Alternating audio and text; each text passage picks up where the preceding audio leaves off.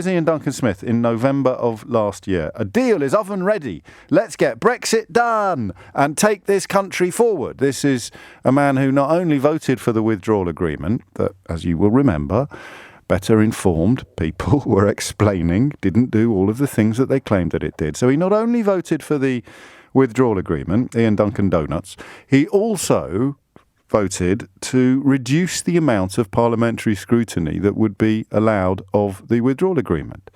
You'll remember that Conservative MPs who wanted time to go through it with a fine-tooth comb got chucked out of the parliamentary party. This is the same man. He said in November the 5th, 2019, it's there in black and white, a deal is oven ready, let's get Brexit done and take this country forward. And then he voted for it, and then he voted to prevent other MPs from scrutinising it, and then he supported a Prime Minister who elected to eject MPs who wanted more time to scrutinise it from the parliamentary party. And here he is yesterday. And you might want to sit down for this. This is the same man, all right, Iain Smith, who in order to accelerate his social climbing and his political ambitions not only lied on his CV about his education at the University of Perugia, but also started using his middle name as if it was double-barrelled in the hope of sounding posh. Whilst the UK wants to have a good trade relationship with the EU as a sovereign state, the EU has different ideas. They want our money and they want to stop us being a competitor. The withdrawal agreement was, this is the line, all right? You know these moments that I tell you are coming and you think, oh, shut up, James, get over yourself. And then they come. I don't know how you process this. How do you stay loyal to the cause? Here's the line. The withdrawal agreement we signed last year sadly helps them to avoid their own budget black hole, and this is where he mistakes the difference between a divorce payment and the settlements of outstanding debts.